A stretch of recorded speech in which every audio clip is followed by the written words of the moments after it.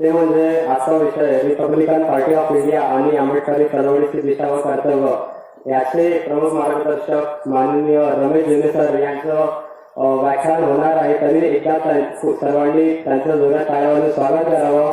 मी आमंत्रित करतो रमेश जेने सर हे आपले सविस्तर मार्गदर्शन करतील अशी मी त्यांना विनंती करतो.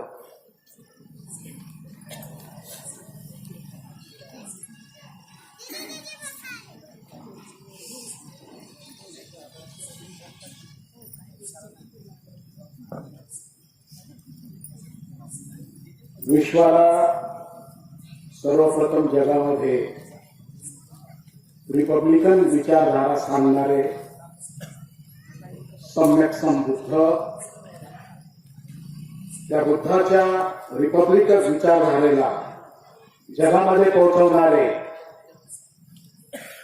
आमचे दिग्विजय नेते महामानव डॉक्टर बाबासाहेब आंबेडकर, मंचावर उपस्थित आमचे मित्र ॲडव्होकेट अरुण मोहोळ, तुकारामजी मेश्राम, जिते भगत,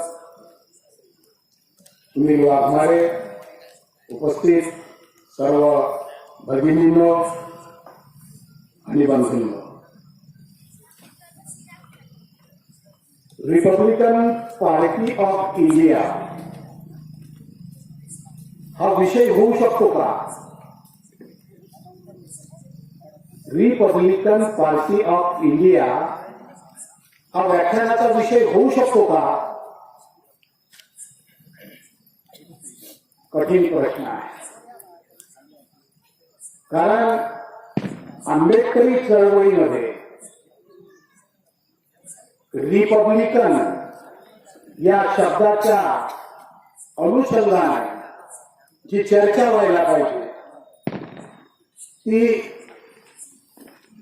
60 ते 70 वर्षाच्या या कालखंडामध्ये झाली नाही असं मला वाटतं. आम्हाला समजलं नाही रिपब्लिकन म्हणजे काय. जर समजलं असतं तर आम्ही या देशाचे राज्यकर्ते राहिलो असतो. कारण जगातली जी राष्ट्र आहे जवळजवळ 150 ते 155 राष्ट्र असतील जे स्वतःला रिपब्लिक म्हणतात आणि ते जगामध्ये राज्य करत आहेत. जगातली महासत्ता असलेला अमेरिका त्या ठिकाणी रिपब्लिकन पक्ष सत्तेत आहे. भारतामध्ये हा रिपब्लिकन पक्ष सत्तेमध्ये असायला हवा. कारण त्याची जी कन्सेप्ट आहे ती भारताच्या प्राचीन इतिहासामध्ये आहे आणि ती विचारधारा बाबासाहेबांनी रिपब्लिकन पार्टी ऑफ इंडियाच्या माध्यमातून आमच्या पुढे ठेवलेली आहे. जगामध्ये कोण होते रिपब्लिक? तर बुद्ध आणि त्याचा धम्मग्रंथ ज्याचं आम्ही वाचन केलं. नुकताच वर्षावासाचा कार्यक्रम समापन झाला. त्या ग्रंथामध्ये बाबासाहेब आंबेडकरांनी इंग्रजीमध्ये लिहिलेल्या त्या ग्रंथामध्ये बुद्धाचं शाक्य संघ हा रिपब्लिक होता असं स्पष्ट केलेलं.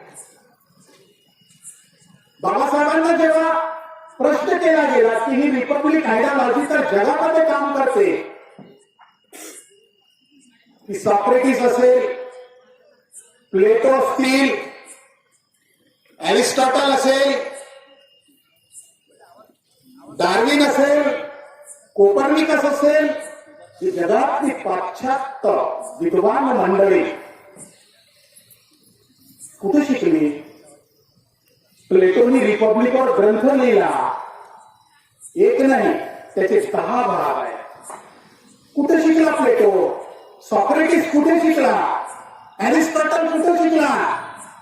बौद्धांच्या विद्यापीठामध्ये भारतामध्ये शिकले. या भारतातून ही रिपब्लिक विचारधारा घेऊन ते जगामध्ये गेले आणि म्हणून जगामध्ये आज आपल्याला 150 ते 155 राष्ट्र रिपब्लिक राष्ट्र आपल्याला दिसतात. बाबासाहेबांनी काय केलं? केवळ रिपब्लिकन पार्टी ऑफ इंडिया हा राजकीय पक्ष दिला नाही, तर हा देशच रिपब्लिक घोषित केलेला. संविधानाच्या निर्मितीच्या कालखंडामध्ये हे राष्ट्र हिंदू राष्ट्र झालं पाहिजे म्हणून बाबासाहेबांना संविधान लिहून देत नव्हते. पहिला दिवस संविधान निर्मितीचा काळ, बाबासाहेब बसले, घटना समितीचे अनेक सदस्य बसले, काय मागणी करत होते की आम्ही मुस्लिमांचं राष्ट्र दिलेलं आहे, आता हे हिंदूचं राष्ट्र आहे आणि हिंदू राष्ट्राची आपण घटना लिहिली पाहिजे. बाबासाहेबांच्या पुढे लोकांनी वाद घातला. लक्षात घ्या, पहिला दिवस संविधान निर्मितीचा, किती कठीण परिस्थितीमध्ये बाबासाहेब संविधान निर्माण करत आहेत. मग काय झालं? बाबासाहेबांनी लोकांना समजून सांगितलं की 600 संस्थानिकांचा हे छोट्या छोट्या तुकड्यामध्ये वाटलेले हे संस्थानिक आहेत. याला जर एक राष्ट्र उभं करायचं असेल, भारत म्हणून जर याला उभं करायचं असेल, तर अशा पद्धतीची तुम्ही जर भूमिका घेतली तर देश नावाचा भारतामध्ये राष्ट्र उभं होणार नाही. मग काय केलं पाहिजे? बाबासाहेब म्हणतात हिंदू राष्ट्राची ही संकल्पना तुम्ही सोडून दिली पाहिजे. आज जसे हिंदू राष्ट्राची संकल्पनेसाठी लोक संघर्ष करत आहे, तो संघर्ष बाबासाहेबांच्या पुढे त्या काळात होता. शेवटी मतदानाच्या प्रक्रियेमध्ये ठरवावं लागलं की ही संविधान जे निर्मिती आम्ही करत आहोत हे हिंदू राष्ट्राची करायची की कशी करायची. जर बाबासाहेब नसते तर भारताचं संविधान हे हिंदू राष्ट्राचं संविधान झालं. परंतु बाबासाहेबांनी अनेक विद्वानांना समजावून सांगितलं की याने राष्ट्र उभं होणार नाही. जातीपातीच्या धर्माच्या नावाने राष्ट्र उभं होत नसते. जात ही मूलतः राष्ट्रविरोधी असते, ती अँटी डेमोक्रेसी, अँटी पार्लमेंटरी असते. म्हणून जात आणि धर्माच्या कल्पना संविधानामध्ये नको. बाबासाहेबांचं म्हणणं ऐकणारे त्या काळात काही विद्वान लोक होते. तरीही हा प्रश्न मतांसाठी टाकला गेला आणि बाबासाहेब आंबेडकरांच्या बाजूने 61% मतं पडली. त्यावेळेला भारताच्या संविधानाचं पहिलं कलम लिहिलं गेलं, इंडिया दॅट इज भारत.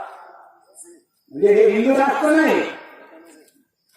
काय नाव दिलं बाबासाहेबांनी? इंग्रजीमध्ये इंडिया आणि कोणत्याही भाषेमध्ये महाराष्ट्राच्या कर्नाटक, तामिळ, कन्नड, आंध्र, बंगाल कुठल्याही भाषेमध्ये भारत. म्हणजे बाबासाहेबांनी डिक्लेअर करून टाकलं की इंग्रजीमध्ये इंडिया म्हणा आणि याला भारत.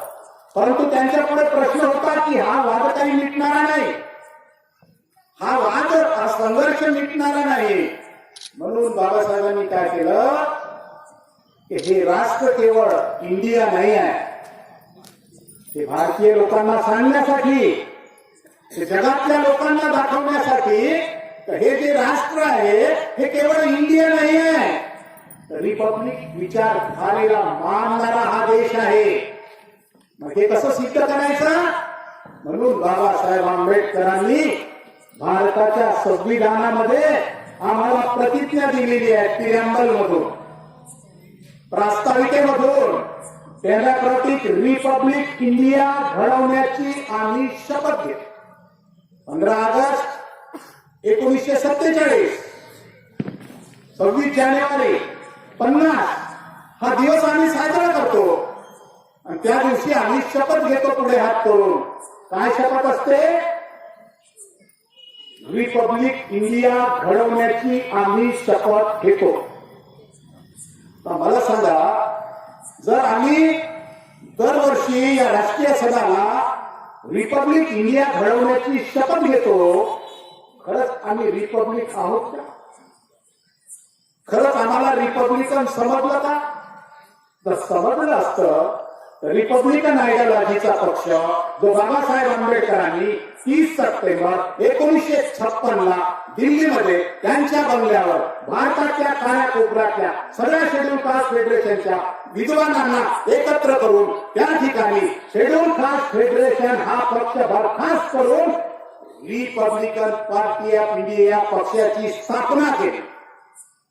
कागदपत्र वाचा, महाराष्ट्र सरकारने प्रकाशित केलेला खंड 20 वाचा, माहिती मिळेल तुम्हाला. काय केलं? बाबासाहेबांच्या अध्यक्षतेखाली त्यांच्या बंगल्यावर शेड्यूल कास्ट फेडरेशनच्या सगळ्या राष्ट्रीय कार्यकारिणीची बैठक झाली त्यांच्या अध्यक्षतेखाली आणि त्या ठिकाणी तो ठराव मांडला गेला की शेड्यूल कास्ट फेडरेशन बरखास्त आणि रिपब्लिकन पार्टी ऑफ इंडियाची स्थापना. त्याची घोषणा 3 ऑक्टोबर 1957 ला झाली. अनेक लोक असे म्हणतात की बाबासाहेब आंबेडकरांनी त्या पक्षाची स्थापना केलेली नाही. डॉक्युमेंट वाचा, 30 सप्टेंबर 1956 ठराव वाचा, महाराष्ट्र सरकारने प्रकाशित केलेले बाबासाहेबांचे ग्रंथ वाचा, तुम्हाला दिसेल. अरे बाबासाहेबांनी तर ज्या दिवशी संविधानाचा कलम लिहिणं सुरू केलं त्या दिवसापासून बाबासाहेबांनी ठरवलं होतं की आता आम्ही शेड्यूल कास्ट राहणार नाही. तुम्हाला माहिती आहे नागपूरच्या दीक्षाभूमीवर बाबासाहेबांनी जाहीर केला I am not schedule caste. कधी म्हटलं? 13 ऑक्टोबर 1956 ला. काय म्हटलं? मी उद्या बौद्ध होणार आहे त्यामुळे मी शेड्यूल कास्ट असणार नाही. बाबासाहेबांना प्रश्न केला की एवढा संघर्ष करून तुम्ही शेड्यूल कास्टचं रिझर्वेशन मिळवलं, आता तुम्ही म्हणता आम्ही शेड्यूल कास्ट असणार नाही तर मग रिझर्वेशन केलं. बाबासाहेब म्हणतात आम्ही सवलती मिळतात म्हणून आयुष्यभर महार आणि अस्पृश्य राहायचं का? सवलती मिळतात म्हणून ब्राह्मण अस्पृश्य महार होतील का? परत बाबासाहेब प्रश्न करतात की बौद्धांच्या सवलती माझ्या पोटाच्या खिशात आहे. 70 वर्ष झाले आमच्या घरामध्ये शेड्यूल कास्ट आर्टिकल 341 संविधानाचं 366 कलम 24 प्रमाणे आणि शेड्यूल कास्ट अस्पृश्य आहोत. बाबासाहेबांनी 14 ऑक्टोबर 56 तुम्हाला शिक्षा दिली आणि बौद्ध केला आणि बौद्धांच्या सवलती मी तुम्हाला मिळवून देईल हे आश्वासन तुम्हाला दिलं.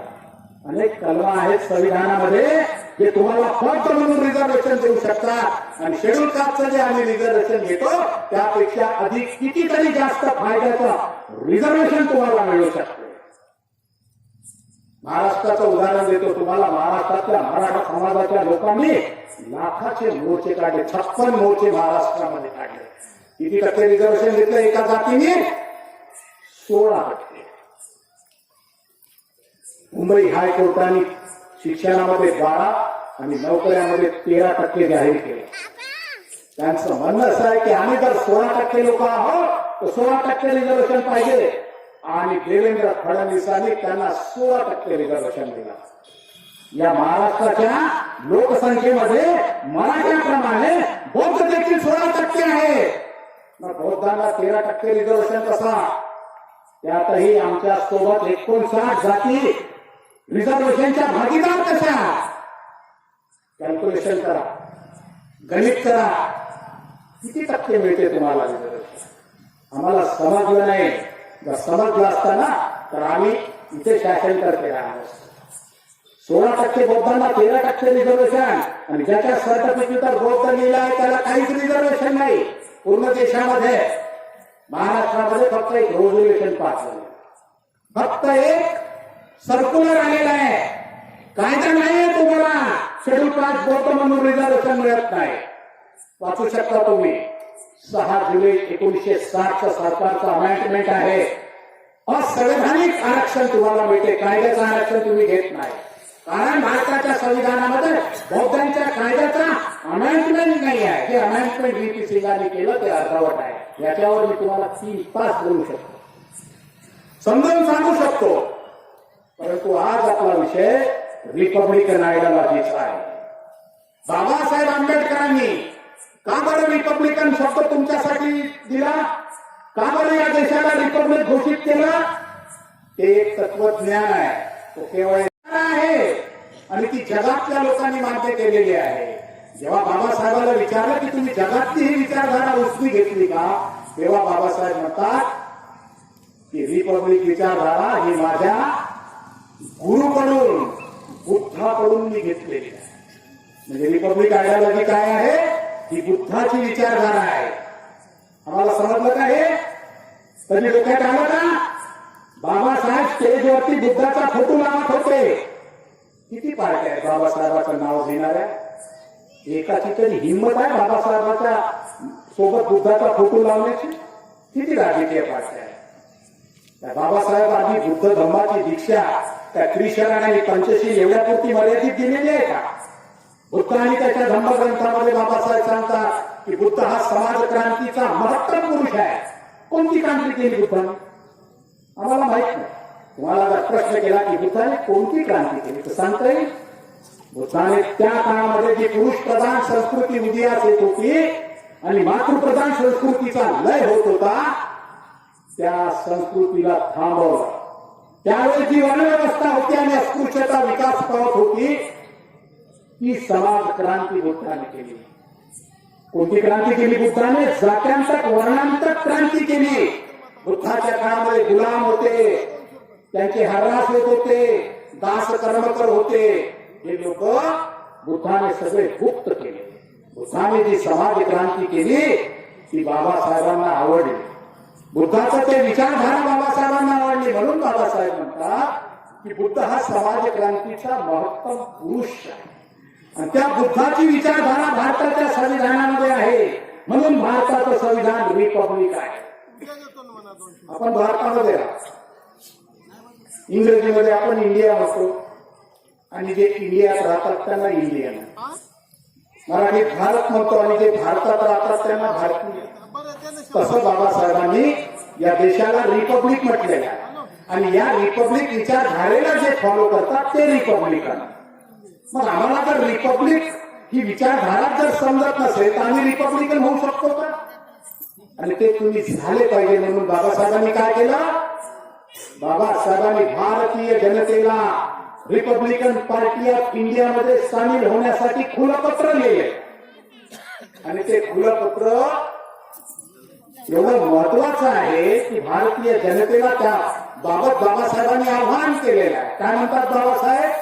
लोकशाही यशस्वी कशी होईल, पार्लमेंटरी सिस्टम यशस्वी कशी होईल, भारताचं संविधान यशस्वी कसं होईल, या देशातल्या लोकांचे सामाजिक, सांस्कृतिक, आर्थिक, शैक्षणिक प्रश्न कसे सुटतील, तर बाबासाहेबांनी त्या रिपब्लिकन पार्टी ऑफ इंडियामध्ये भारतीय लोकांना सामील होण्यासाठी जे आव्हान केलेलं आहे त्याला म्हणतात खुले पत्र. आणि त्या खुल्या पत्रामध्ये बाबासाहेबांनी त्याची मांडणी केली. जगातल्या सगळ्या लोकांनी या पक्षाची, या बाबासाहेबांच्या घटनेची स्तुती केलेली आहे. पण आम्हाला अजूनही बाबासाहेबांची रिपब्लिकन पार्टीची घटना काय आहे आम्ही वाचली नाही. अजूनही वाचली नाही. या पत्रामध्ये सांगितलेलं आहे की तुमच्या सगळ्या प्रश्नाची गुरुकुंडली रिपब्लिकन पार्टी आहे. बाबासाहेब म्हणतात, मी म्हणत नाही, राजकीय शक्ती मिळवा, तुमचे सगळे प्रश्न सुटतील असं बाबासाहेब म्हणतात. पण त्या सत्तेमध्ये कोण बसलेला आहे? त्या सत्तेमध्ये सगळे उच्चवर्गीय ब्राह्मण बसलेले आहे आणि म्हणून तुमच्यासाठी ज्या योजना त्या ठिकाणी केलेल्या आहेत त्या योजना तिथे इम्प्लिमेंट होताना दिसत नाही. काय परिस्थिती आलेली आहे? आमच्या शिक्षणाचं खासगीकरण झालेलं आहे. नोकऱ्या नष्ट होताना आपल्याला दिसत आहेत कारण तिथे खासगीकरण होत आहे. म्हणजे बाबासाहेबांनी आमच्यासाठी ज्या योजना बनवल्या त्याचं रक्षण करणारा एक विरोधी पक्ष जो बाबासाहेबांना अपेक्षित होता तो आम्ही निर्माण करू शकलो नाही. म्हणून आज आमची ही परिस्थिती आहे. बाबासाहेबांचा पक्ष आजही बाबासाहेबांच्या नावाने निवडणूक आयोगाकडे वेबसाईटवरती उपलब्ध आहे. कोणत्याही अभ्यासकांनी तो शोधून घ्यावा. रिपब्लिकन पक्षाचे गट नाही. हा जो अपप्रचार होतो हा अपप्रचार बाबासाहेबांचा पक्ष वाढू नये यासाठी होतो. कवाडेंनी जो पक्ष काढलेला आहे त्याचा रजिस्ट्रेशन नंबर वेगळा आहे. आठवलेंनी जो पक्ष काढलाय त्याचा रजिस्ट्रेशन वेगळा आहे. आणखी जे कोणी पक्ष काढलेले असतील या सगळ्यांचं रजिस्ट्रेशन वेगळं आहे. बाबासाहेब आंबेडकरांच्या पक्षाचं रजिस्टर्ड क्रमांक 191 आहे आणि तो सगळ्यात पहिला रजिस्ट्रेशन आहे.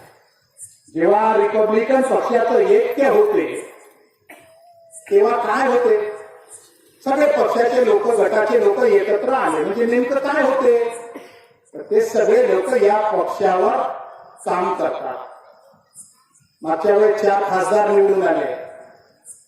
कवाडीच्या पक्षावर आले का, आठवलेच्या पक्षावर आले नाही. Republican Party of India allotment letter 193 या क्रमांकावर ते निवडून आले.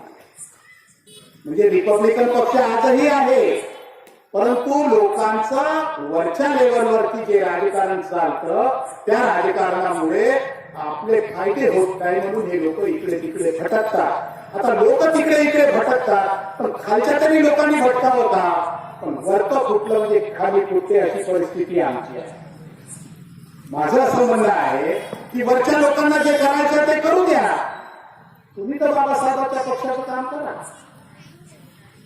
बाबासाहेबांचा पक्ष हा निळा झेंडा, हा काय कवाड्याचा आहे का, हा काय आठवड्याचा आहे, कोणाचा आहे, कोण वापरू शकतो तो फक्त Republican Party of India founder by doctor B.R. Ambedkar allotment letter 191 आणि निवडणूक आयोगाने मान्यता दिलेली 10 मार्च 1959 या नियमाप्रमाणे हा जो झेंडा आहे हा अधिकृतपणे रिपब्लिकन पक्षाचा आहे.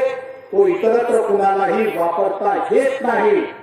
चिन्ह बदलता, पक्षाचे चिन्ह बदलता. बाबासाहेब काही फक्त हत्तीवरच उभे नव्हते, बाबासाहेब माणूस या चिन्हावरही उभे होते. चिन्ह बदलतात, जसं काँग्रेसची बैलजोडी गाय वासरू आता पंजा, पण झेंडा कोणत्याही पक्षाचा बदलत नाही. हा झेंडा कोणत्याही पक्षाला देता येत नाही म्हणून लोक निळ्या झेंड्याचे वेगळे वेगळे काहीतरी असे आकार करून काहीतरी निळं दाखवतात. ही आंबेडकरी चळवळीची अस्मिता आहे. मला तो काम नसेल करत बिचारा पक्षात, पण निळ्या रंगाची त्याची अस्मिता जोडली आहे. म्हणून आंबेडकर जयंती असते, आपल्या समाजाचे कार्यक्रम असले की कोणीतरी टीका लावते निळ्या असते. लोक रिपब्लिकन पक्षाचे चारणाचे समाजच नसते, पण आंबेडकर जयंतीच्या वेळेला निळे झेंडे घेऊन रॅल्या काढतात, कारण ती समाजाची अस्मिता आहे. कुठेतरी ते बाबासाहेबांची जुळलेली नाही, पण आम्हाला ते समजून दिल्या गेलं नाही, आम्हाला ते समजलं नाही आणि म्हणून आमची ही अशी अवस्था या ठिकाणी झालेली आहे. परंतु रिपब्लिकन आयडियोलॉजी जिवंत आहे. तुम्ही जरी त्याच्याकडे दुर्लक्ष केलं असलं तरी बाबासाहेबांनी संविधानामध्ये कायद्याद्वारे रिपब्लिकन आयडियोलॉजी कायदेशीर अधिकृत करून ठेवली. याचं उदाहरण देतो तुम्हाला. भारताच्या बाहेर जर तुम्ही गेले तर तुमचा जो पासपोर्ट बनतो, तुमचं जे ओळखपत्र बनते त्याच्यावर काय शिक्का असते, रिपब्लिक ऑफ इंडिया. तुमच्या राष्ट्राध्यक्षाची निवडणूक होते, बॅलेट पेपरवर काय लिहिलं असते, त्याच्या मतदार पेटीवर काय लिहिलेलं असते, election of the president of Republic India, म्हणजे रिपब्लिक राष्ट्राच्या अध्यक्षाची निवडणूक. म्हणजे बाबासाहेबांनी कायदेशीर रिपब्लिक सगळं काही करून ठेवलेलं आहे आणि ही विचारधारेचं रक्षण आम्ही केलं पाहिजे, यासाठी बाबासाहेबांनी रिपब्लिकन पार्टी ऑफ इंडिया उभी केली. आम्ही म्हणतो बाबासाहेबांनी संविधान लिहिलं, पण रिपब्लिकन पार्टी ऑफ इंडियाचं ही संविधान बाबासाहेबांनी लिहिलं ना. आम्ही म्हणतो मोदी सरकारनं संविधानाप्रमाणे कारभार करावा. स्वतःला कधी प्रश्न करतो की रिपब्लिकन पार्टीच्या संविधानाप्रमाणे आमचा राजकीय पक्ष चालावा. आम्ही वाचलेलंच नाही, आम्हाला तो समजत नाही. मी तुम्हाला सांगतो रिपब्लिकन पार्टी ऑफ इंडियाचं संविधान एवढं श्रेष्ठ आहे की त्या संविधानाची बरोबरी कोणी करू शकत नाही, कारण ते बाबासाहेबांनी लिहिलेलं आहे. भारताचा हा जो दुःखमुक्त समाज आहे त्यांना करायचा आहे, भूकमुक्त त्यांना हा समाज करायचा आहे, भयमुक्त करायचा आहे. एवढी सुंदर रिपब्लिकन पार्टीची घटना आहे, पण आम्ही तिला कधी खोलून पाहत नाही, कधी वाचून पाहत नाही. मी तुम्हाला सांगतो संविधानामध्ये जे येऊ शकलं नाही, लक्षात घ्या, महत्वाचं सांगतो, संविधानामध्ये जे येऊ शकलं नाही ते बाबासाहेबांनी रिपब्लिकन पार्टी ऑफ इंडियाच्या संविधानात लिहिलेलं आहे. आता काय येऊ शकलं नाही. 26 नोव्हेंबर आम्ही दिवस साजरा करतो, पुढच्या महिन्यात येत आहे. संविधान देताना बाबासाहेब काय म्हणतात की आम्ही एकमत एक मूल्य आम्ही मान्य केलेलं आहे. परंतु काय झालं, सामाजिक आणि आर्थिक विषमता संविधानामध्ये कायम आहे. म्हणजे काय म्हणतात बाबासाहेब, सामाजिक आणि आर्थिक विषमता कायम आहे. का म्हणतात, कारण भारताच्या संविधानामध्ये सामाजिक आणि आर्थिक विषमता नष्ट करणारा कायदा अस्तित्वात नाही.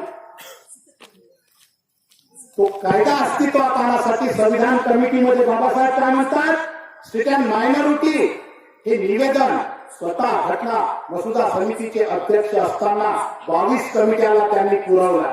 काय म्हणतात त्याच्यात, की या देशातली विषमता आणि या देशातली गरिबी नष्ट करणारे कायदे करा. कोणीही ते कायदे केले नाही. उलट टाटा बिर्ला मफतलाल यांची संपत्ती याचं रक्षण झालं पाहिजे म्हणून घटनेमध्ये 31वा कलम आला. बाबासाहेब काय म्हणतात की 31वा कलम मी लिहिलेला नाही. लक्षात घ्या, टाटा बिर्ला मफतलाल लार्सन टुकडो हे आजचे जे अदानी अंबानी आहेत हे यांच्या संपत्तीचं रक्षण करणारा कलम 31 संविधानामध्ये आलं. बाबासाहेब म्हणतात 1955 मध्ये पार्लमेंटमध्ये राज्यसभेत मला जर विचारा तर हे कलम तुच्छ आहे, मला याची घीण येते. मी असा कुठलंही आर्थिक संपत्तीचं रक्षण करणारा कलम संविधानात लिहिलेलं नाही. कारण त्यांना इथला कुठलाही व्यक्ती गरीब राहू द्यायचा नव्हता आणि इथल्या कुठल्याही माणसाच्या श्रीमंत म्हणून गळगच्च संपत्ती त्यांच्याकडे राहू द्यायची नव्हती. कारण त्यांना बुद्धाचा समाजवाद या देशामध्ये प्रस्थापित करायचा होता. कशासाठी केली धम्मक्रांती त्यांनी, बुद्धाचा समाजवाद या भारतामध्ये आणण्यासाठी. म्हणून त्यांची इच्छा होती की कायद्याने संविधानामध्ये समाजवाद आणा, म्हणजे आम्ही कोणी गरीब राहिलो नसतो आणि कोणी अडाणी राहिलो नसतो, कोणी बेघर राहिलो नसतो. या राष्ट्राची जी संपत्ती आहे त्या संपत्तीचे आम्ही मालक राहिलो असतो. पण संविधानामध्ये ते आलं नाही. म्हणून बाबासाहेबांनी रिपब्लिकन पार्टी ऑफ इंडियाचं संविधान लिहिलं. आणि हे करण्यासाठी काय केलं त्यांनी, भारतातल्या विद्वान लोकांशी संपर्क केला. Jayaprakash Narayan, Acharya Atre, Madhu Limaye, S M. Joshi, Naggore, Rammanohar Lohia, M R. Chaudhary, D D. Malhotra, Goswami, ऐकले का नाव. बाबासाहेबांनी मरणाच्या 2 तास आधी 4 पत्र रिपब्लिकन पार्टी ऑफ इंडियावर लिहिले. आणि प्रबुद्ध भारताचा अंक जो प्रकाशित झाला त्याच्यामध्ये बाबासाहेब म्हणतात की रिपब्लिकन पार्टीची हेडलाईन बातमी असली पाहिजे. आजही तो अंक उपलब्ध आहे, तुम्ही वाचा. किती महत्व देत होते बाबासाहेब रिपब्लिकन पार्टी ऑफ इंडियाला, की महाविद्वान होण्याच्या 1 ते 2 तास आधी रिपब्लिकन पार्टी ऑफ इंडियावर 4 पत्र बाबासाहेबांनी लिहिले. अनेक बैठका घेतल्या लोकांसोबत, अनेक चर्चा झाल्या त्यांच्यावाल्या. त्यांच्या विचाराप्रमाणे जर हा रिपब्लिकन पक्ष उभा झाला असता तर या घटनेची अशी पायमल्ली झाली नसती. आम्हाला का गुमराह केलं गेलं, कारण बाबासाहेबांची रिपब्लिकन आयडियोलॉजी पुढे येऊ नये. आणि त्यामुळं कोणी जा ज्याची लायकी नाही असा माणूस रिपब्लिकन पक्ष काढतो, 11 लोक जमा करतो, रजिस्ट्रेशन करतो. मग आम्ही काय म्हणतो, किती पक्ष आहे, काय रिपब्लिकन पक्ष, किती गट आहे. मी तुम्हाला सांगतो रिपब्लिकन पक्षाचे अजिबात गट नाही. आणि ज्या पक्षाबद्दल मी बोलतोय त्या पक्षाच्या कागदावर फक्त डॉक्टर बी.आर. आंबेडकर असं नाव आहे. कोणी म्हणतात अपप्रचार करतात हा गवईचा पक्ष आहे. हा गवईचा पक्ष नाही आहे. आम्ही आमची विचारधारा बदलवली पाहिजे. गवई बाबासाहेबांच्या पक्षात काम करत आहे. या पक्षाचे राष्ट्रीय अध्यक्ष कर्नाटकामध्ये आहेत एस. राजेंद्रन. आम्हाला निवडणुकीत उभं न राहिल्यामुळे आमचं चिन्ह गेलं, आमची मान्यता गेली. आणि बाबासाहेब आंबेडकरांना ते सगळं मिळवण्यासाठी बुद्ध धम्माची दीक्षा घ्यावी लागली. आम्हाला ते ताळमेळ जोडताच येत नाही रिपब्लिकन पक्ष आणि बुद्ध धम्म. आम्हाला असं वाटतं की नाही बा धम्म वेगळा आणि रिपब्लिक, असं नाही आहे. बाबासाहेब काय म्हणतात, मी यापुढे शेड्यूल कास्ट असणार नाही, बौद्ध म्हणून मी रिझर्वेशन मिळेल. 70 वर्ष झाले जनगणना सुरू आहे. माझं असं म्हणणं आहे, अत्यंत चुकीची भूमिका आहे आमची. 70 वर्ष झाली, आमची भूमिका चुकीची आहे. केंद्र सरकारचा फॉर्मेट चुकीचा आहे, जनगणना आयुक्त चुकीचा आहे, सगळं चुकीचं चाललेलं आहे. तुम्हाला ऐकायचं असं तर माझं वाचन तुम्ही ठेवू शकता या विषयावर. बाबासाहेबांना काय अपेक्षित होतं की बौद्ध म्हणून रिझर्वेशन घेऊ का? गांधी उपोषणाला बसले आणि पुणे करार झाला. बाबासाहेबांना सेपरेट इलेक्टोरेट पाहिजे होतं. त्याचं सोल्युशन बौद्धामध्ये आहे. तुम्ही जर बौद्ध झाले तर तुम्ही या देशाची राज्यकर्ते जमात बनवू शकता. पण आम्ही बुद्धाला राजकारणात आणतच नाही. बाबासाहेब आपल्या स्टेजवर बुद्धाचा फोटो ठेवत होते. तुम्हाला पाहायचं असेल तर तुम्ही शोधा, आणि तुम्हाला सापडलं नाही तर मला विचारा, मी तुम्हाला दाखवून देईन. बाबासाहेबांची आयडियोलॉजी अशी होती की या समाजाला बौद्ध केल्यानंतर बौद्ध म्हणून जे रिझर्वेशन मिळवू ते सेपरेट इलेक्टोरेट म्हणून मिळवू. आमची फसवणूक झाली.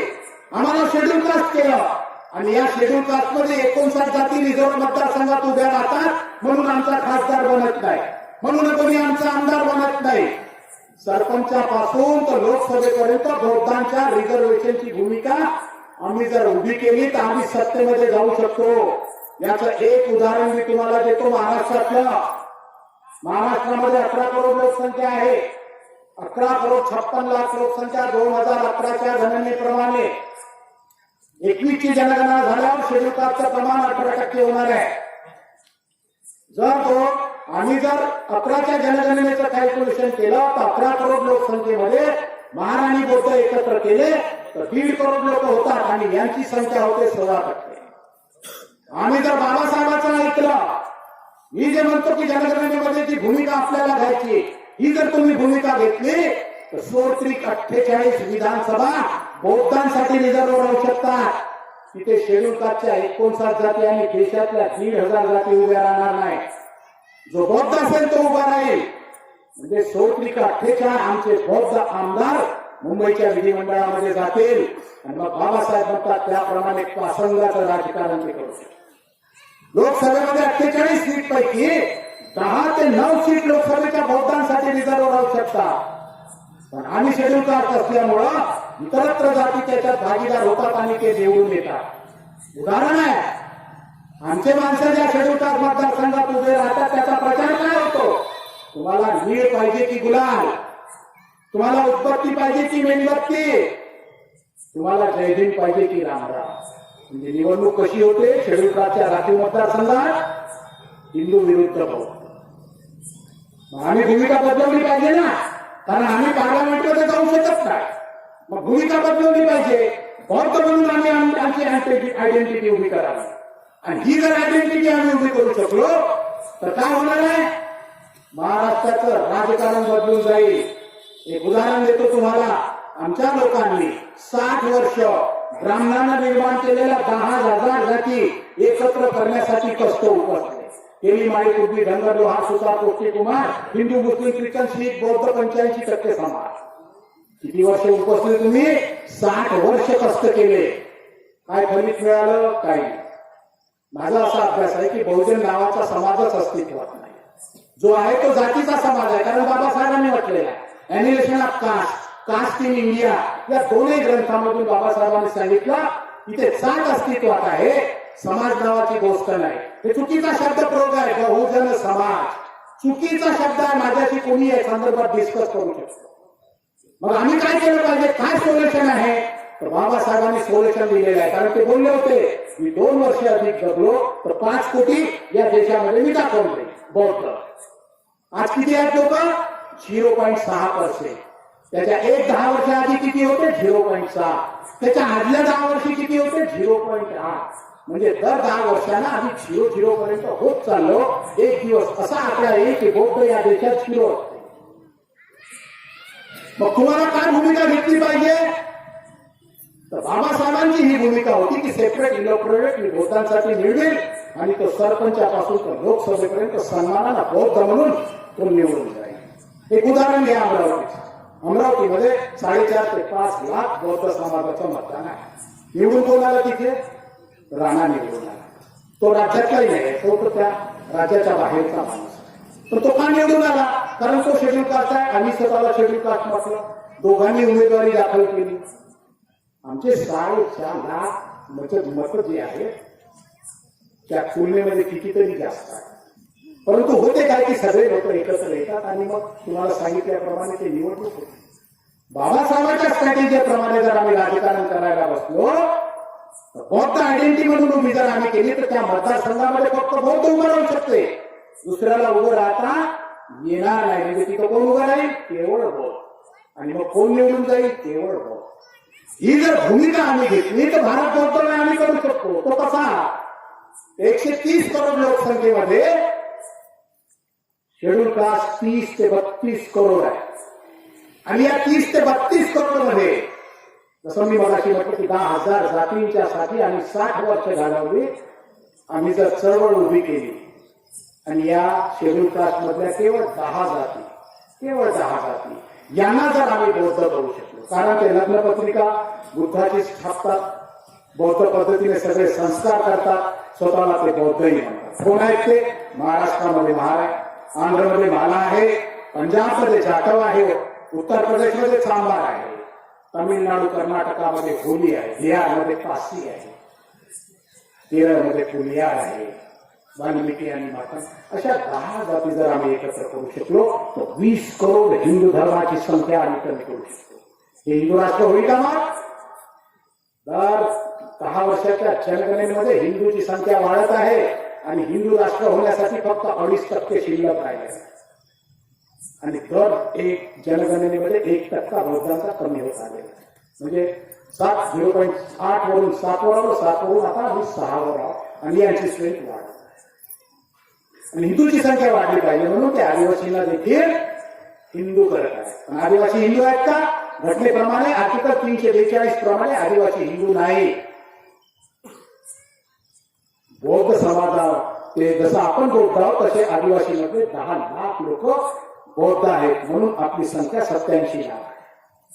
पण आम्हाला ते समजतच नाही हे काय चाललेलं आहे. आम्हाला आज हे समजत नाही. जर आम्ही 30 करोड लोकसंख्येमधल्या शेड्यूल कास्ट मधल्या 10 जातीला जर एकत्र करण्याचा प्रयत्न केला आणि त्यांना बौद्ध केला तर 20 करोड हिंदू धर्माची संख्या कमी होते आणि 20 करोड शेड्यूल कास्टचं रिझर्वेशन कमी होते. सर्वोच्च न्यायालय दिलेली जी 50% रिझर्वेशनची मर्यादा आहे ती मर्यादाचं उल्लंघन न होता हा 20% जो कोटा आहे तो बौद्ध म्हणून तुम्हाला मिळू शकतो आणि तुम्ही सत्तेमध्ये जाऊ शकता. देशाच्या राजकारणामध्ये तुम्ही 50 ते 60 लोकसभेच्या सीट कमी करू शकता आणि बौद्ध म्हणून तुम्ही जाऊ शकता. ही जर क्रांती तुम्ही करू शकले तर लोकांना वाटेल की महाराष्ट्रातल्या लोकांनी ही क्रांती केली, आता आपल्याला जात आणि धर्म हिंदू लिहायची गरज नाही, बौद्ध लिहून आपण जाऊ शकतो. तर पूर्ण भारत तुम्ही बौद्धमय करू शकता. त्याच्यासाठी बाबासाहेबांनी तुम्हाला निळ्या झेंड्याखाली एकत्र केलेला आहे. कारण निळा झेंडा हाच एक असा झेंडा आहे जो पंचशीलचं रक्षण करू शकतो. मला दाखवा एक राजकीय पक्ष जो पंचशीलचं बौद्धांचं रक्षण करू शकतो. एक राजकीय पक्ष दाखवा त्यांनी तर बौद्धांची वाताहत केली. कायदे पहा, तुम्हाला बौद्ध राहू दिलं नाही. ते तुम्हाला जात विचारतात तुम्ही कोणते बौद्ध आहे? आम्हाला लिहावं लागते. आम्ही महार बौद्ध. तुम्ही कोणते बौद्ध आहे? आम्ही महान बौद्ध आहे. तुम्ही कोणते बौद्ध आहे? रूपाताई कुलकर्णी. आम्ही ब्राह्मण बौद्ध आहे. लक्ष्मण माने तुम्ही कोणते बौद्ध आहे? आम्ही भटके बौद्ध. म्हणजे जाती येमतेम प्रकारे त्यांनी जिवंत ठेवलेले आहे. आणि बाबासाहेब म्हणतात की जाती नष्ट करा आणि जात नष्ट करण्यासाठी आम्हाला त्यांनी बुद्धिस्ट केलेले आहे. काय आयडेंटिटी आहे आमची बुद्धिस्ट म्हणून? आमच्या घरामध्ये जातीची संस्कृती आजही आहे. मग मला सांगा आम्ही खरंच बुद्धिस्ट आहोत का? जगातले बुद्धिस्ट राष्ट्र आम्हाला सहकार्य करतील का? 157 राष्ट्र या पाठीवर बौद्ध राष्ट्र आहे आणि 160 करोड लोक जगामध्ये बुद्धिस्ट आहेत.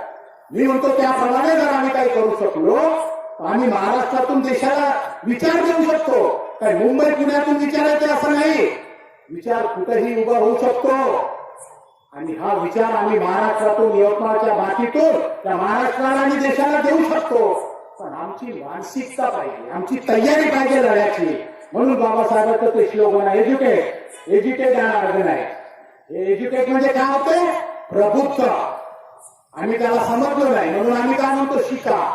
शिका नाही, ज्याला अक्कल नाही तो शिकतो. बाबासाहेब म्हणतात एज्युकेट, तुम्ही प्रबुद्ध आहात. त्याचा अर्थ होतो प्रभुत्व. शिकवा होतो त्याचा साधा अर्थ. शिकवा. शिका नाही, शिकवा. चेतवा. एज्युकेट. आम्ही सगळं उलट केलं. शिका, संघटित वा, संघर्ष करा. बाबासाहेब आंबेडकरांनी आम्हाच्यासाठी सगळ्या गोष्टी दिलेल्या. सगळं काही इथं उपलब्ध आहे. साहित्य उपलब्ध आहे. तुम्हाला माहिती आहे आपण यवतमाळ नागपूर 10 वर्षाआधी मी मंत्रालयावर मोर्चा घेऊन गेलो. कशासाठी? बाबासाहेब आंबेडकरांचे 175 खंड होतील एवढं साहित्य आहे. मी मोर्चा कशासाठी लिहिला? यासाठी लिहिला हा जो कागद आहे हा बाबासाहेबांनी उपाशी राहून तयार केलेला आहे. उपाशी राहून, उपाशी पोटी या कागदाचं आयुष्य किती आहे? तो जर नष्ट झाला तर त्याच्यावरचा विचार नष्ट होऊन जाईल. आणि हे नष्ट करण्याची प्रक्रिया थांबली पाहिजे म्हणून हा प्रोपगंडा करण्यासाठी यवतमाळ ते नागपूर पायीवाला जावं लागला. आज अनेक लोक या गोष्टीसाठी लढत आहेत. अनेक ग्रंथ बाबासाहेबांचे बाहेर येणार आहेत, येतील. आम्हाला करावं लागेल. आम्ही सोडला पाहिजे भित्रेपणा आणि कोणत्या नेत्याचा आदेश येईल त्याची वाट पाहण्यात अर्थ नाही आहे. कारण मी पाहिलाय नेत्यांना, मी अनुभवलेला आहे नेत्यांना. अरे त्या बाबासाहेबांनी म्हटलं की मी राखीव मतदारसंघात उभा राहणार नाही, ज्या भैयासाहेब आंबेडकरांनी म्हटलं मी राखीव मतदारसंघात उभा राहणार नाही कारण की मी बौद्ध आहे.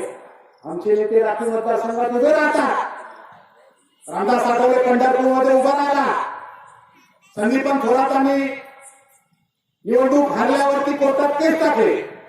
हा बौद्ध आहे आणि बौद्धांना केंद्रामध्ये शेड्यूल कास्टचं रिझर्वेशन मिळत नाही. बघा उभा बसा. त्यांनी कागदपत्र सादर केले ते बघा मी जातीनं मार आहे. प्रियंका गांधीच्या कागदावर बौद्ध आहे आणि आमच्या नेत्याच्या किती वाईट परिस्थिती. कुठे चाललो आम्ही? हे निपटावं लागेल ना. मग हे कसं निपटावायचं? तर माझं असं मत आहे की आपण सुरू करू शकतो ना. आपण सुरू करू शकतो ना. कशाला कोणाची वाट पाहायची? आपण सगळे लोक जर एकत्र आलो तर मी तुम्हाला सांगतो डाव्यानं आम्ही क्रांती करू शकतो. कारण हा विचार माझा नाही आहे, बाबासाहेबांचा आहे. क्रांती कशी करू शकतो याचं उदाहरण देऊ तुम्हाला. लोकसभा जिंकू शकत नाही, ताकद नाहीये सध्या. विधानसभा नाही जिंकू शकत. पण बाबासाहेबांनी जो सेपरेट इलेक्टोरेट आम्हाला मिळवून दिला होता आणि गांधी उपोषणाला बसून जो हिसकावून घेतला तो सेपरेट इलेक्टोरेट नगर परिषदेच्या माध्यमातून सुरक्षित आहे. तो कसा आहे? या वार्डामध्ये समजा, त्या वार्डामध्ये समजा, यवतमाळच्या अन्य वार्डामध्ये समजा 20 मतदारसंघ असे आहे जिथे आमचा समाज आहे. बाबासाहेबांची आयडियोलॉजी काय होती? सेपरेट इलेक्टोरेट, आमचा स्वतंत्र मतदारसंघ. मला सांगा इथं कुलकर्णी देशपांडे आहे का? नाही, इथे आमचा समाज आहे. मग बाबासाहेबांची आयडियोलॉजी काय होती? हीच होती ना. मग त्या मतदारसंघामध्ये जर आम्ही प्रयोग केला तर मी तुम्हाला सांगतो नगरपालिकेमध्ये तुम्ही 18 ते 20 नगरसेवक निवडून आणू शकता. पूर्ण सत्ता ताब्यात घेऊ शकता. सोपी गोष्ट आहे. तुम्हाला काही टिळकवाडी समर्थवाडीमध्ये जाऊन मतं मागायची नाही आहे. तुम्हाला तुमच्या समाजाच्या माणसाला सांगायचं आहे हा बाबासाहेबांचा पक्ष आहे. हा पक्ष बाबासाहेबांनी स्थापन केलेला आहे. ज्या बाबासाहेबांनी तुला एवढं भरभरून दिलेला आहे, ज्या बाबासाहेबांचा निळा टीका तू लावतो, ज्या बाबासाहेबांचा झेंडा घेऊन तू फिरतो आणि जेव्हा या देशासाठी राष्ट्राचा सैनिक शहीद होतो त्यावेळेला तिरंगा जसा त्याला लपेटल्या जाते तसा तुझ्या मरणाच्या सरणावरती हा निळा झेंडा लपेटला जातो. स्वतःच्या छातीवर हात ठेव आणि विचार की त्या निळ्या झेंड्यासाठी तू कधी जगला? त्या रिपब्लिकन पक्षासाठी कधी काळी उभी केली? मग संधी आहे तुम्हाला. तुम्ही विचार करा. तुम्ही क्रांती करू शकता. सोपा प्रयोग आहे. या क्रांतीतून काय होईल? यवतमाळचा समाज एकत्र येईल. या क्रांतीतून काय होईल की कधी नव्हे ती सत्ता नगरपालिका आमच्या हातात येईल. आम्ही हिशोब घेऊ शकतो. एकेका पैशाचा हिशोब घेऊ शकतो. करोडो रुपये निवडणुकी राज्यामध्ये आलेल्या आहे, केंद्राकडून आलेल्या आहे, खासदार आमदारकडून आलेल्या आहे, ज्याला आम्ही म्हणतो स्लम एरिया. स्लम एरियाचा करोडो खर्च रुपये तो 50 ते 60 वर्षामध्ये नगरपालिकेमधून वापस गेला. आमची जर सत्ता आली आम्ही त्याचा हिशोब करू आणि 60 वर्षाचा जो आमचा पैसा आहे तो व्याजासह आम्ही परत मागू. करोडो रुपयामध्ये आमच्या समाजाच्या वस्तीचा आम्ही विकास करू शकतो. ही निवडणूक एका वार्डाची नाही आहे, विसरून जा. या वार्डामधला एक माणूस पाडायचा आणि त्याला निवडून आणायचा. आमचं कोणाशी वैर नाही आहे, आमची आयडियोलॉजी आहे, आमची विचारधारा आहे. आम्हाला कोणाशी वैर नाही. कोणा एका व्यक्तीसाठी आम्ही निवडणूक लढावा असं नाही. ही निवडणूक नगरपालिकेची आहे, वार्डाची नाही. आणि नगरपालिका आम्ही जिंकू शकतो. 4 नगरसेवक या ठिकाणी, 2 तलावखेडामध्ये, 2 बांगरनगरकडे, 4 वैशाली रंभाजी संभाजी तिकडे, 2 उंबरसराकडे, 4 त्या विदर्भ हाऊसिंग आणि तिकडे अशा बोर्ले लेआउट वगैरे भोसा आम्ही गणित केलेला आहे. 18 ते 20 नगरसेवक आम्ही जिंकू शकतो. आम्ही फिरून राहिलो वस्त्यामध्ये, लोकांना जागृत करण्याचं काम आमचं सुरू आहे. म्हणजे काय काम सुरू आहे तर रिपब्लिकन पार्टीचा झेंडा आम्हाला नगरपालिकेवर फडकवायचा आहे. हा बाबासाहेबांचा झेंडा फडकवायचा आहे, अन्य कुणाचा नाही. कारण आम्हाला बाबासाहेबांनी मताचे अधिकार दिले. आमची जेवढी ताकद आहे त्या ताकदीमध्ये आम्ही यशस्वी होऊ शकतो. मग आम्ही प्रयत्न करायला काही हरकत आहे का? नाही. मी तुम्हाला गावाला सांगतो, नगरपालिकेच्या माध्यमातून समाजाचा विकास होऊ शकतो. 5,000 लोकांना रोजगार मिळवून देऊ शकतो, एवढी योजना आहे आमच्याकडे. 400 ते 500 आमचे लोक 5 ते 7 हजारावर सही करतात. आमची सत्ता हातामध्ये येऊ द्या. एक कायदा बनवण्याची गरज आहे. आम्ही 30 ते 40 हजार रुपये त्या माणसाला महिना पगार देऊ. का? बाबासाहेबांनीच म्युन्सिपल कॉर्पोरेशनची कर्मचाऱ्याची संघटना बांधलेली आहे. म्हणजे असे मुद्दे आपण उभे करू शकतो. कारण आमचा हा प्रयोग आहे रिपब्लिकन पार्टी ऑफ इंडियाला उभं करण्याचा. आणि आमच्या आवाजामध्ये आम्ही ते करू शकतो. इथे कुणाशी वैर नाही, आम्हाला कुणाशीही दुश्मनी नाही. हे हा मोहीम, ही प्रचार कोणाच्या विरोधात नाही, तर बाबासाहेब आंबेडकरांचा अनुयायी हा रिपब्लिकन अनुयायी आहे. आणि तो रिपब्लिकन विचारधारेकडे वळला पाहिजे, एवढी एक अपेक्षा माफक या निमित्तानं आम्ही तुमच्याकडून करत आहोत. लक्षात घ्या, बाबासाहेबांची रिपब्लिक आयडियोलॉजी नष्ट झाली पाहिजे म्हणून अनेकांनी प्रयत्न केले, प्रयत्न चालू आहे. तरीही बाबासाहेबांच्या या आयडियोलॉजीला भिता शेवटचं बोलतो आणि थांबतो. RSSचा प्रोग्राम, संघाचा प्रोग्राम आहे भारतीय संविधान बदलवणे. का बदलवणे? ऐकलं, व्हिडिओ ऐकला त्याचा. का म्हणतो तो? बाबासाहेब आंबेडकरांनी जो रिपब्लिकन शब्द या घटनेमध्ये टाकलेला आहे, हा शब्द आपल्याला अडचणीचा आहे. हिंदू राष्ट्र करायचं असेल तर रिपब्लिकन वर्ड तिथून काढा आणि तिथे हिंदू शब्द टाका, म्हणजे हे राष्ट्र हिंदूचं होऊन जाईल. किती सोपा मार्ग आहे त्यांचा. आणि हा सोपा मार्ग अर्धा अधिक मोकळा आम्ही केलेला आहे. आम्ही काय केलं? आम्ही स्वतःला पहिले कधी हरिजन म्हणलं, मग दलित म्हणलं, मग बहुजन म्हणलं, मग मूलनिवासी म्हणलं, आणखी काही आता म्हणायला लागलो. स्वतःला कधी रिपब्लिक म्हणून प्रोजेक्ट केलं का? त्या बाबासाहेबांना आम्हाला जी ओळख दिली आणि ती विचारधारा पुढे घेऊन जा असं सांगितलं, त्या बाबासाहेबांची विचारधारा समजून घ्या आणि ही विचारधारा कशी पुढे नेता येईल.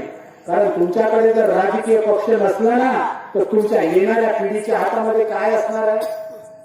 उद्या जर या सरकारने, या निवडणूक आयोगाने या रिपब्लिकन पक्षाच्या घटनेवर, रजिस्ट्रेशनवर बॅन आणलं, मग आम्ही म्हणू शकू का की बाबासाहेबांच्या 3 मातृ संघटना आहेत, भारतीय बौद्ध महासभा, समता सैनिक दल, रिपब्लिकन पार्टी? नाही म्हणू शकणार.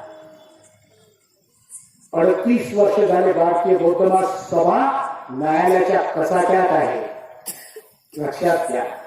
आणि रिपब्लिकन पक्षाचे 3-13 वाजले पाहिजे म्हणून अनेक पक्ष निघाले. परंतु बाबासाहेबांचा रिपब्लिकन पार्टी ऑफ इंडिया हा जो पक्ष आहे, हा कायद्याने अधिकृत आहे. त्या पक्षाच्या मागे आणि पुढे कोणालाही शब्द लावता येत नाही. कारण बाबासाहेबांनी कायद्याने रिपब्लिकन पार्टी ऑफ इंडिया या संदर्भाने कॅवेट दाखल केलेला आहे. आणि म्हणून हा धोका अधिक संभवतो की हा पक्ष कायद्याने नष्ट करता येत नसेल तर असा नष्ट केला पाहिजे. उद्या जर हा पक्ष नष्ट झाला तर येणाऱ्या पिढीच्या हाताजवळ कोणता पक्ष असणार आहे बाबासाहेबांचा? असे 17 ते 60 पक्ष निघतील, पण संस्थापक डॉक्टर B.R. आंबेडकर हे तिथं असणार नाही. ही जर शोकांतिका येणाऱ्या पिढीच्या पुढे तुम्हाला उभी करायची नसेल तर तुम्हाला रिपब्लिक म्हणून उभं व्हावं लागेल.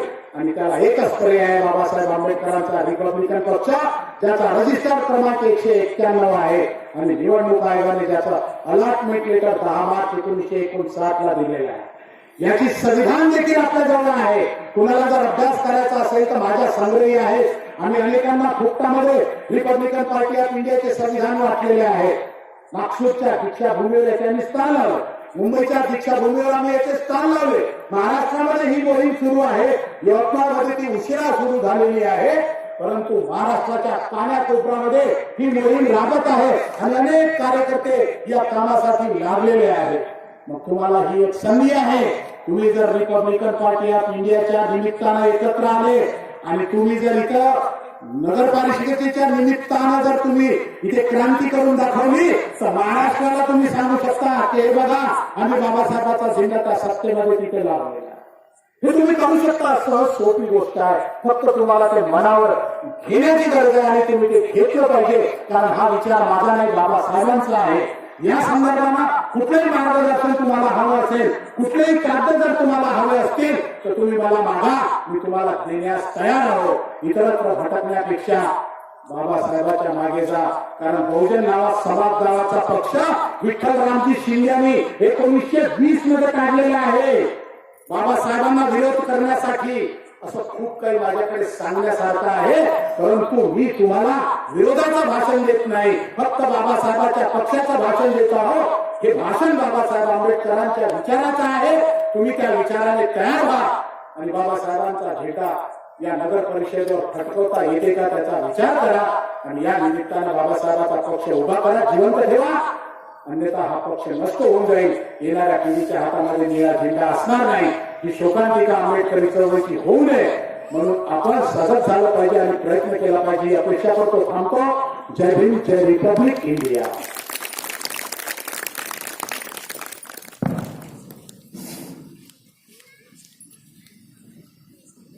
धन्यवाद sir. Republican Party of India यावर अत्यंत सुंदर मार्गदर्शन त्यांनी आपल्याला केलं आहे. त्यांनी आपल्याला रिपब्लिक काय आहे, रिपब्लिकन काय आहे हे समजून सांगितलं आहे आणि डॉक्टर आंबेडकरांच्या विचारांवर आणि त्यांच्या इतिहासावर बराच प्रकाश टाकला आहे. तरी त्यांचं आपण एकदा मनापासून सर्वांनी स्वागत करावं अशी मी विनंती करतो. त्यानंतर आभार.